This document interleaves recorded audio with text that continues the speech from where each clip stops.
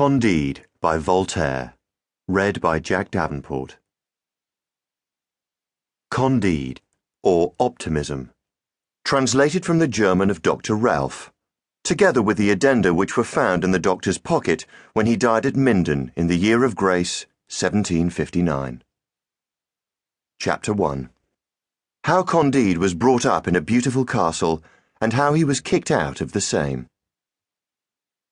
Once upon a time, in Westphalia, in the castle of Baron Thunder Ten Tronckh, there lived a young boy whom nature had endowed with the gentlest of dispositions. His soul was written upon his countenance.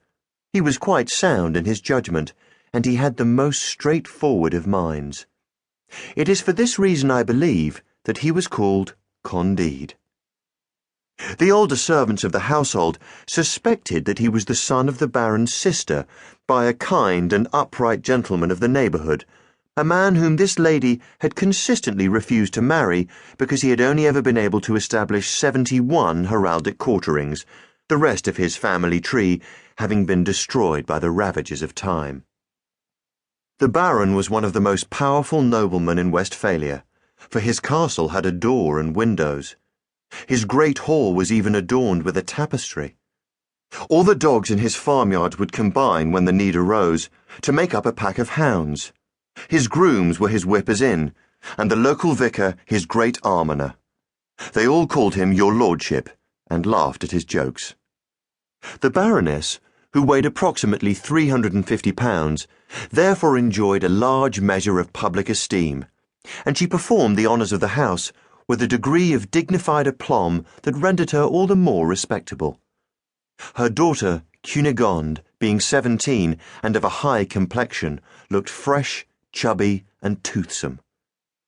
The Baron's son seemed in every way worthy of his father. Pangloss, the tutor, was the oracle of the household, and little Candide would listen to his lessons with all the good faith of his age and character. Pangloss taught metaphysico-theologico-cosmocadology. He could prove wonderfully that there is no effect without cause, and that in this best of all possible worlds, his lordship the Baron's castle was the most beautiful of castles, and Madam the best of all possible baronesses. "It is demonstrably true," he would say, "that things cannot be other than as they are. For, everything having been made for a purpose, everything is necessarily for the best purpose. Observe how noses were made to bear spectacles, and so we have spectacles. Legs are evidently devised to be clad in breeches, and breeches we have. Stones were formed in such a way that they can be hewn and made into castles, and so his lordship has a very beautiful castle. The greatest baron in the province must be the best lodged. And since pigs were made to be eaten, we eat pork all the year round. Consequently, those who have argued that all is well have been talking nonsense. They should have said that all is for the best." Candide would listen attentively, and innocently he would believe. For he found Miss Cunegonde extremely beautiful, though he had never made bold to tell her so. His conclusion was that next to the happiness of being born Baron Thunder Ten Tronckh, the second degree of happiness was being Miss Cunegonde, the third was seeing her every day, and the fourth was listening to Maître Pangloss, the greatest philosopher in the province, and therefore in the whole world. One day, as Cunegonde was taking a stroll near the castle in the little wood they referred to as their parkland, she caught a glimpse through the bushes of Dr. Pangloss giving a lesson in applied physiology to her mother's maid, a very pretty and very receptive little brunette. As Miss Cunegonde had quite a gift for science, she noted in breathless silence the repeated experiments to which she was witness.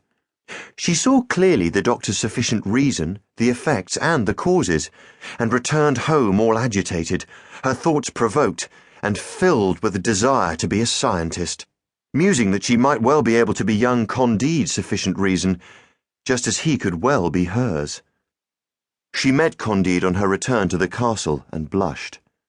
Candide blushed too. She greeted him in a choked voice, and Candide spoke to her without knowing what he was saying. The next day after dinner, as they were leaving the table, Cunegonde